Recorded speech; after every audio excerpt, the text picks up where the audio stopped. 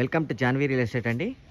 మనం ఇప్పుడు చూస్తున్నది east face house. North west corner వస్తుంది ఇది. సో నార్త్ వైపు నుంచి మీకు గేట్ వస్తుంది, ఈస్ట్ ముఖద్వారం వస్తుంది. 40 ఫీట్ రోడ్స్ అండి, మొత్తం 40 ఫీట్ రోడ్స్ వస్తాయి. చుట్టూతా 40 ఫీట్ రోడ్సే. ఇది మంచి గేటెడ్ కమ్యూనిటీలో ఉన్న ఇల్లు, రాంపల్లి దగ్గర.